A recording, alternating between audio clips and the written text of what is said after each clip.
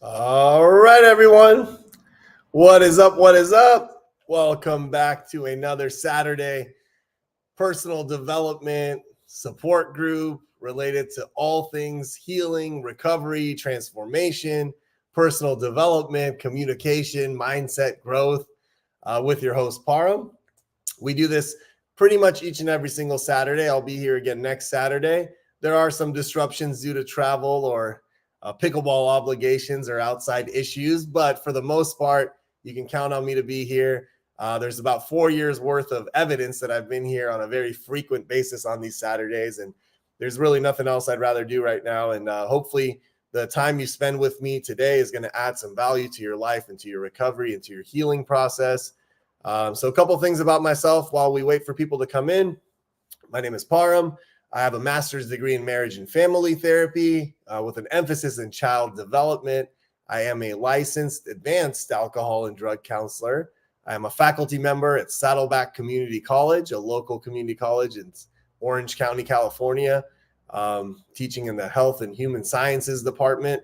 I'm a high school basketball coach. I've been doing that for 15 years. And how I got into this whole world of recovery is June 13th of 2008 is the day that I kind of shifted from one way of living to another way of living, from using people, places, and things to deal with emotions to trying my best to not do so. And the transformation in these 16 years has been wonderful. And, there's been a lot of gifts of it and all that kind of stuff. So 16 years is a long time. And it just came and gone, and today's another day. So what I want to do, and welcome, we got always mom and dad saying shout out. I could put things up on the board. So when you guys acknowledge or say whatever, I could put it on the board. And I know it's summertime. A lot of people are traveling, but first and foremost, the talk I'm doing today is going to be on the topic of perfectionism, like to identify what it is and what kind of havoc it can run in the lives of those who experience it in the lives of those around those who experience it. But it is, and I wanted to do this talk last week. My whole intention was to do this last week, but I wasn't on.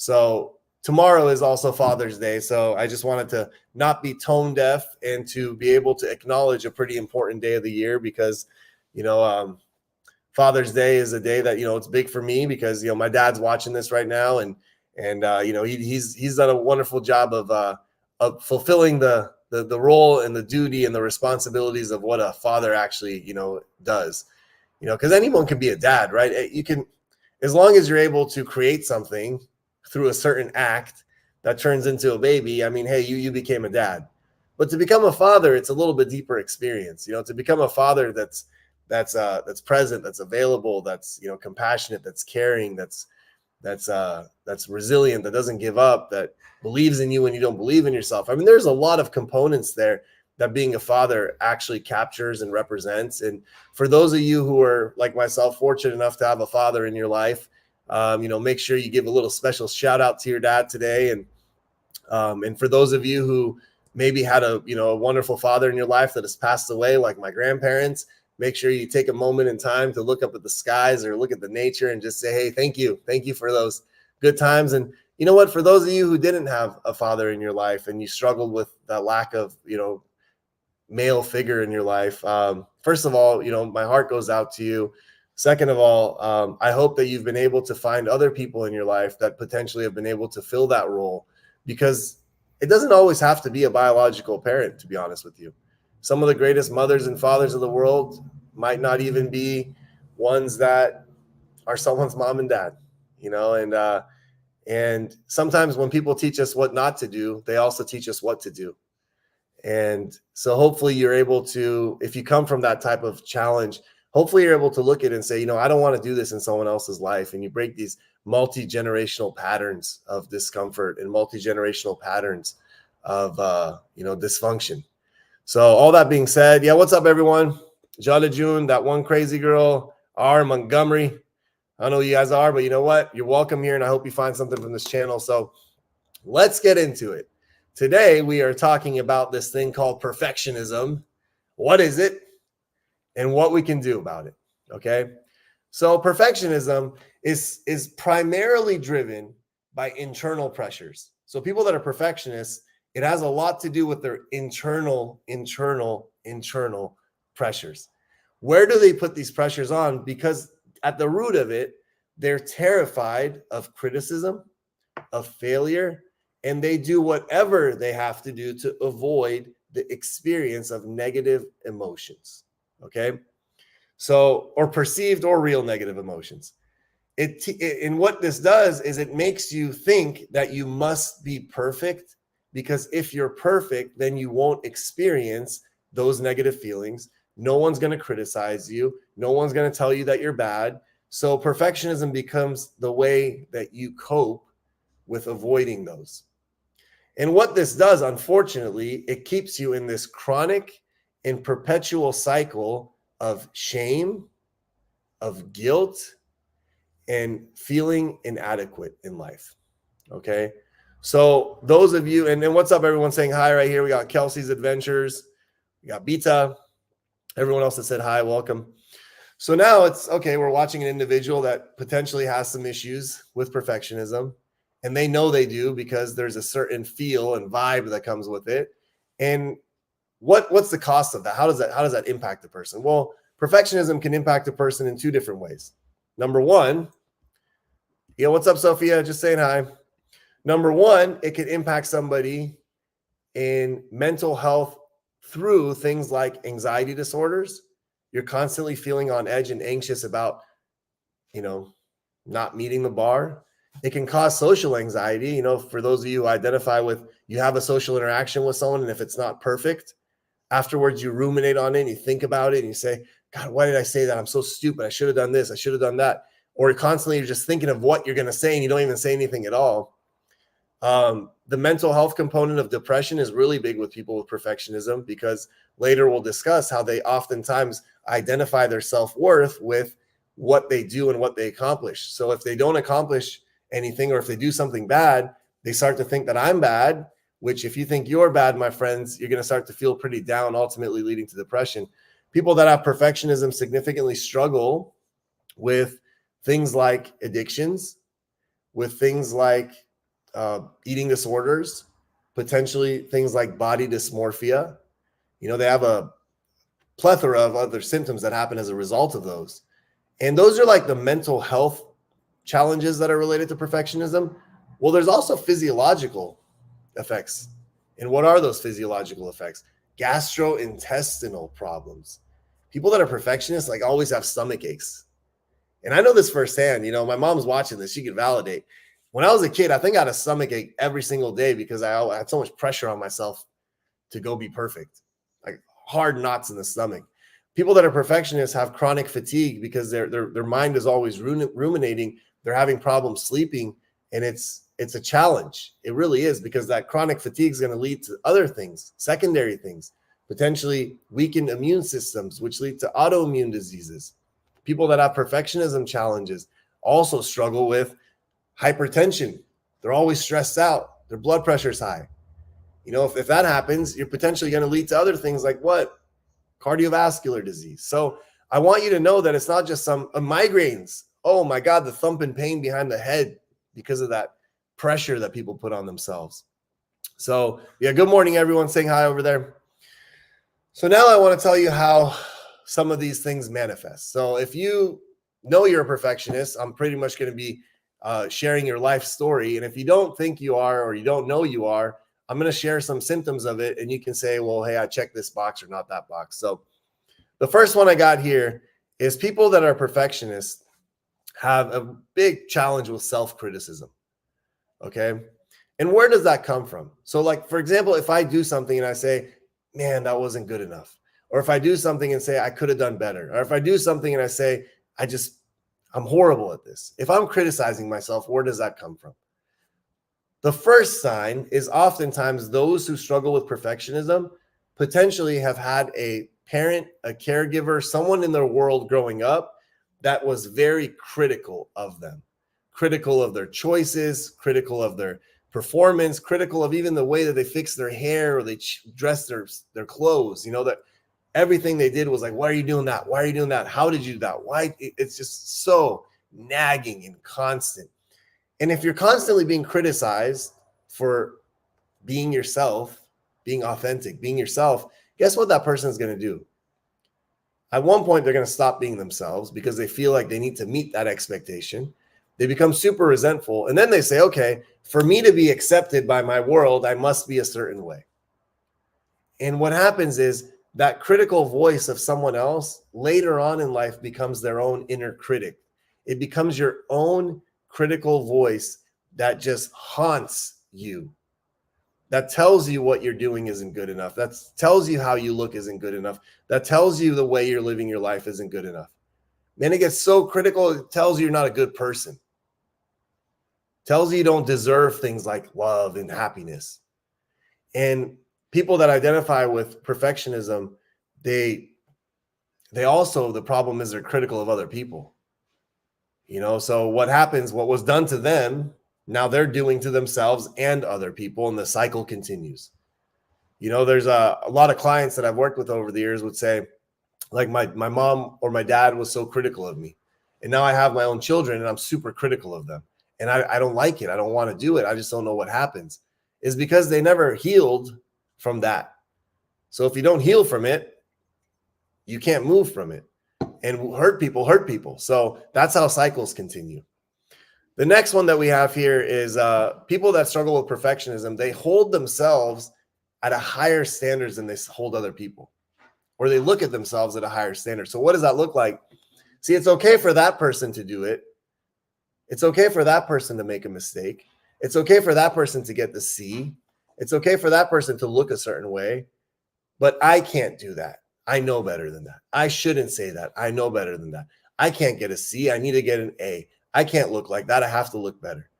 And it causes a serious problem, because if you're saying it's okay for them, but not for myself, there's going to be a discrepancy that's going to get created. And in that discrepancy, we're going to feel inadequate, and we're going to start being resentful, and we're going to start being tense, and we're going to start having challenges in our own lives. So perfectionists oftentimes put themselves here, and they allow the world to be here. But the challenge is, what if sometimes they need to be here? What if it's okay to not be perfect? And they just can't get around that. It's a tough pill for them to swallow. The next one that we got here is your self-worth is based on achievements. So hear this from me. Somewhere in our society, we as living beings went from this thing called human beings to human doings.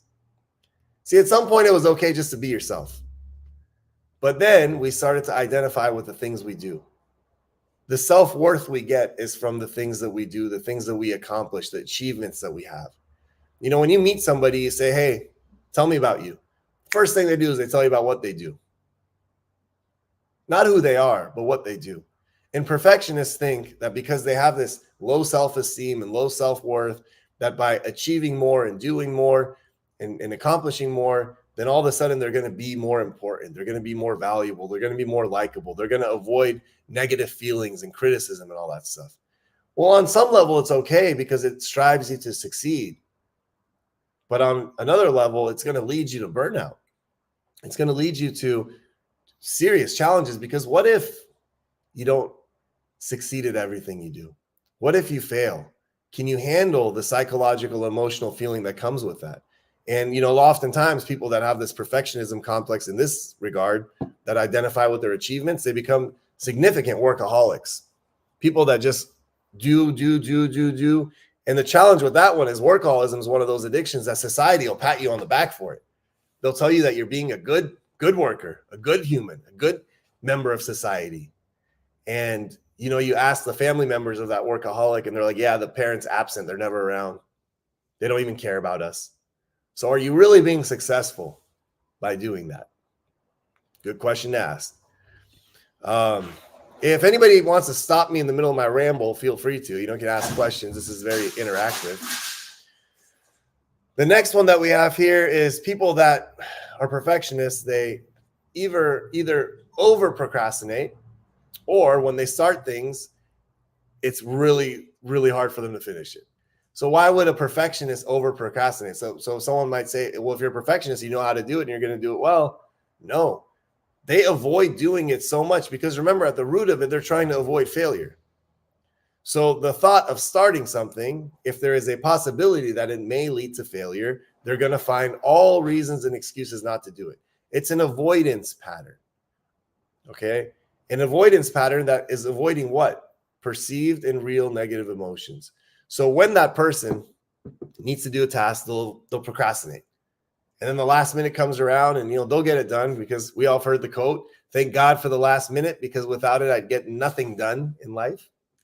But it's a challenge for them because it causes undue stress. And then sometimes they'll start things, right? They'll start a paper, they'll start a project, they'll start something, but they have a hard time finishing it because they make a little progress and they say, no, it's not good enough. Got to do it again. Not good enough. Got to do it again. Not good enough. Got to do it again. And that whole cycle is one of the biggest signs of perfectionism. And, you ask any artist, musician, actor that really struggles with this stuff, and trust me, those people do, they'll tell you that this is a story of their life. Writers, oh my goodness. The amount of times that writers start something and can't finish it because that writer's block and all that kind of stuff is probably way more than the things that they complete. So, please be mindful of that. The next one we have here is hard time relaxing. Yeah, I just had a hard time even writing that one.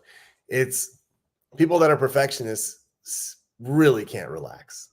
Because what does relaxing mean? Well, relaxing in a healthy mental health way means to be able to sit down, not do, check in with self, scan self, do something that is, low energy, do something that fuels you, do something that revitalizes you.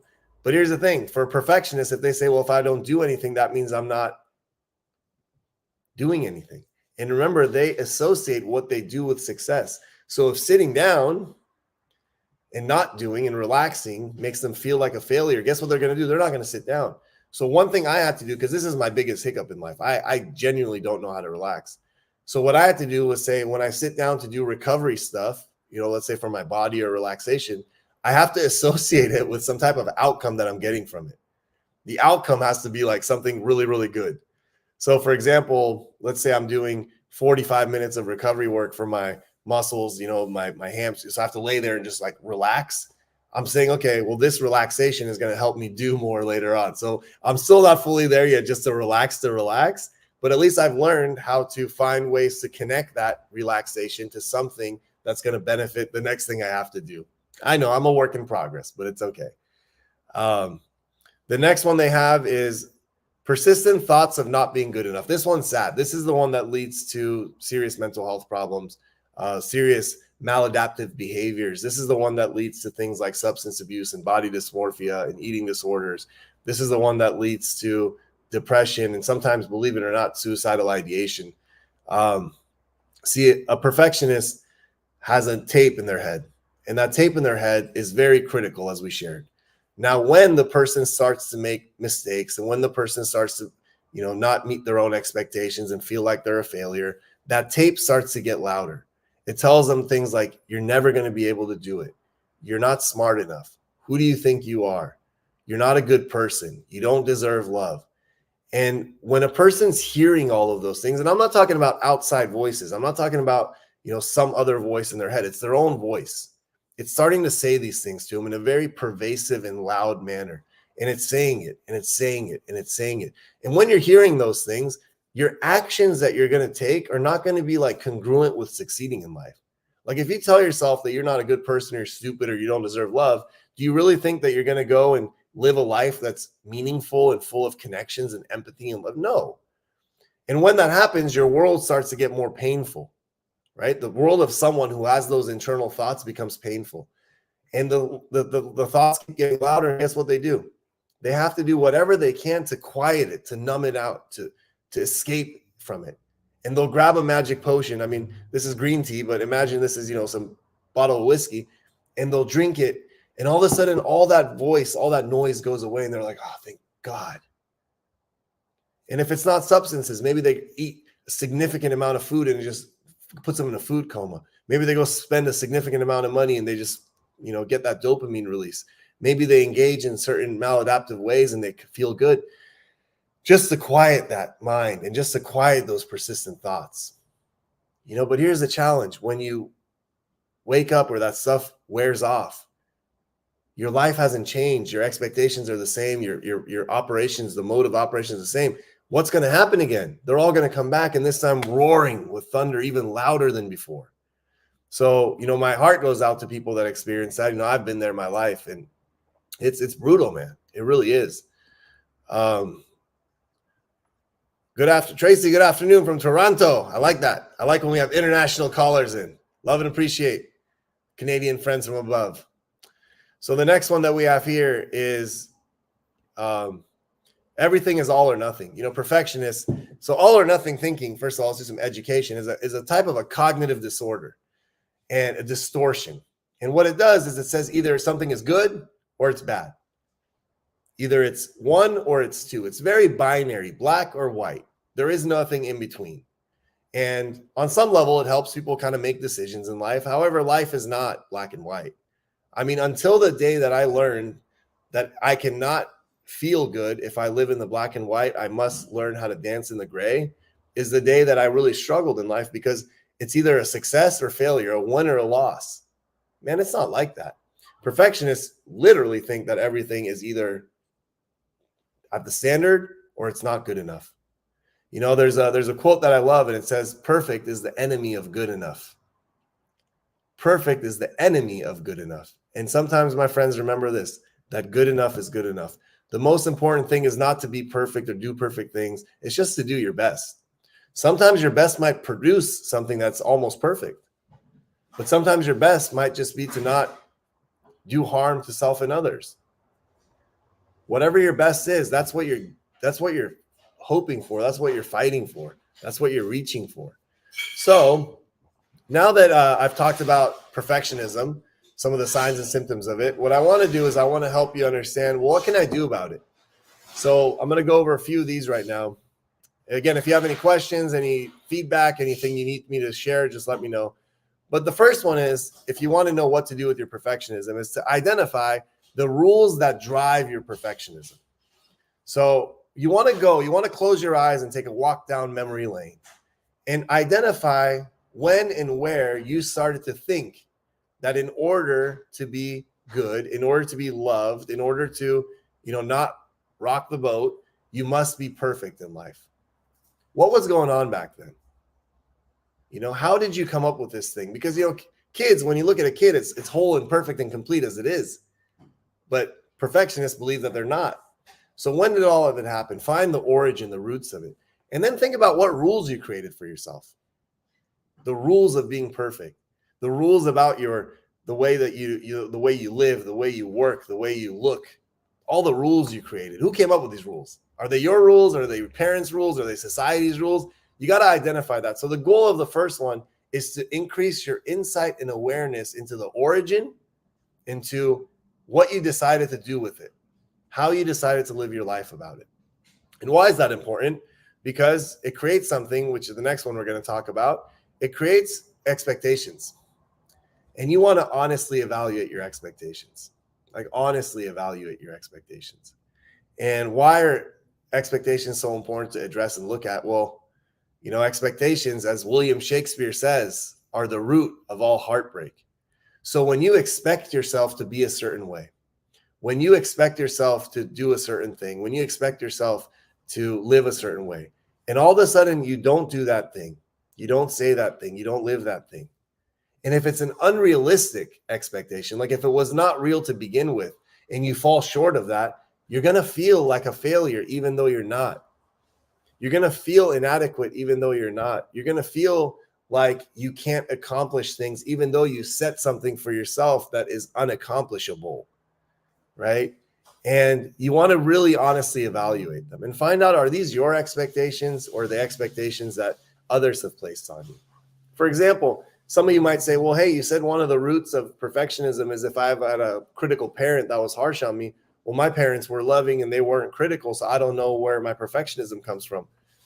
One of our biggest gateways to pain, one of, I believe, our biggest gateways to substance use and mental illness is actually our society. And why would I say something like that? Because society creates expectations for us. Society says what a boy or a girl should look like. Society says what a human beings should be doing to be successful. Society says what are the measures of success. Society creates little boxes and says to go in that box, and if you go in that box, you're okay. And for anyone that does not look like a certain way, does not think a certain way, does not act a certain way, does not have certain things, right? They feel like they are inadequate and they're not good enough. So they leave their own truth, their authenticity, to become something that they're not, to be something, because they think that society is going to pat them on the back. That's unrealistic expectation that they set.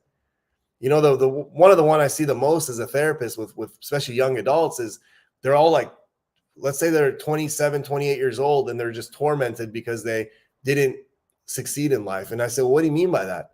They say, well, I graduated high school at 18, but I didn't graduate college at 22. I didn't get a good career at 25. I didn't get married at 28. And I don't have a spouse right now to have children with, so I'm a failure. I'm like, well, who came up with that narrative? Like, what is that timeline and who came up with it?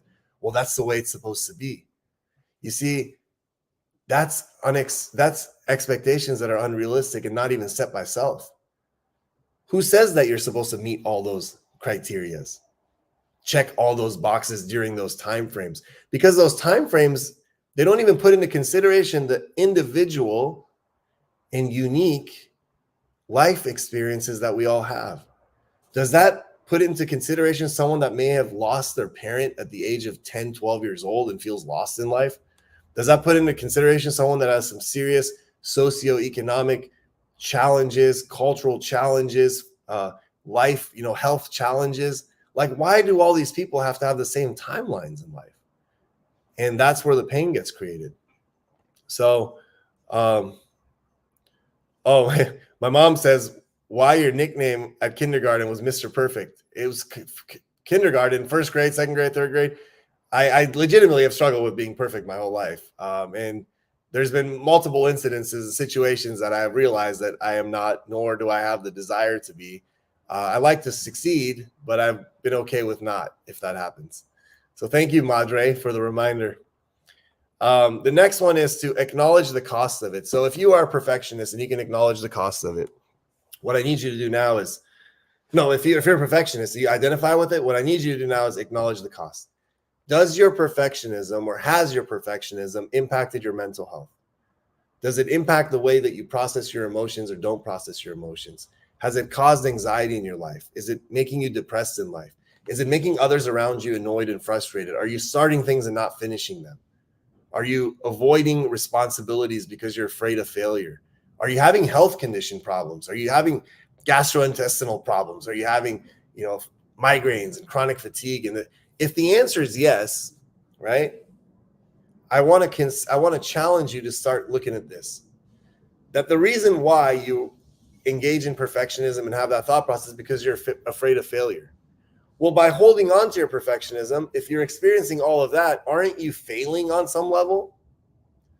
Aren't you failing your mental health? Aren't you failing your social relationships? Aren't you failing your potential? If the fear of failure is there, right? Just look at the cost of all of it and start doing something about it. And what do you do? In the first one, the next one, this is hard for perfectionists, but you got to practice something called self-compassion. Again, perfectionists are critical of themselves. They're hard on themselves. They have an internal dialogue that tells them they're a bad person, that they're not good enough. So this is the first. This is probably the most important one.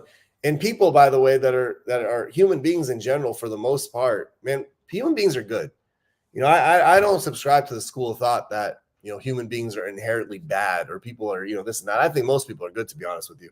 Are there bad people out there? For sure.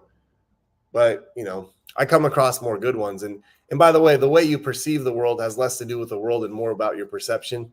The quote that I try to share every week, because I think it's important for human beings to remember, is Wayne Dyer, rest in peace, said, loving people live in a loving world. Hateful people live in a hateful world. Same world. Right? So just remember that people are good. But here's the thing. People that are perfectionists, sometimes they're even really good with other people. They'll help someone. They'll do something. They'll this and that. They'll really go above and beyond, take the shirt off their back, give them their last $5. But when it comes to themselves, they're just no compassion, harsh, critical. So at some point, you got to have that compassion to yourself. And what people do is they say, well, how come nobody else is compassionate towards me when I'm so good to other people? I know I've been guilty of that. I'll do a lot of good things for other people, but if I mess up, the world doesn't show up and I get pissed off and resentful, how come they all get second chances and I don't? Well, the reality of it is, let's say nobody's going to come around and give me that compassion. There still is one person that can do that for myself, and that's myself. I can say, you know what? I messed up, but it's okay because I'm trying.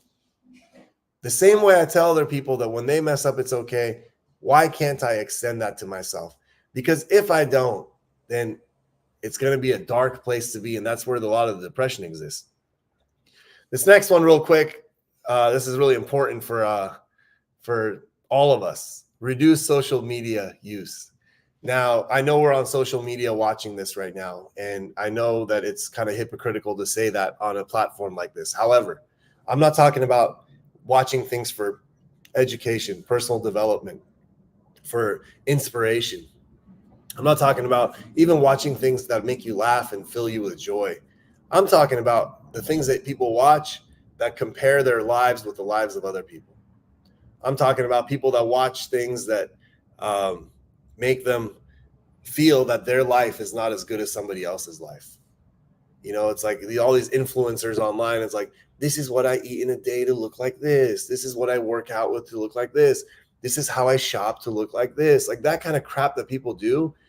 You think it's just, it doesn't impact people. But every time you watch those, subliminally and internally, unconsciously, you're getting downloaded ideas and messages that your life is not like that life. And if only you had their life, you'd be happy. People watch like, oh, watch me go on the tour of this country and look at me, drink this drink over here and go to this restaurant. And they show their highlights. And we all compare their highlights with our lowlights. We compare our insides with other people's outsides. I'm not saying some of those people don't have lives that are wonderful and beautiful, but I'm telling you, as a clinician, I know for a fact that even the most successful people that can do the most coolest things have significant amount of challenges and pain in their lives. They just don't post it.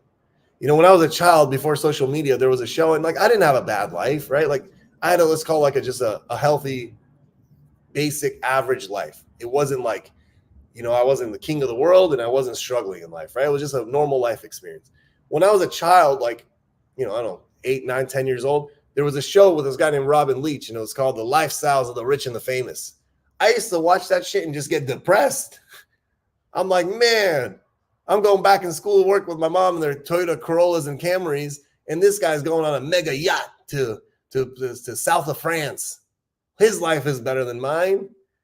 And that little thing right there, that comparison, I got nice little clothes, I'm buying my little happy clothes and going to school, but look at what they're buying. It's like, look, I'm eating really good food here that I like, but they're eating caviar.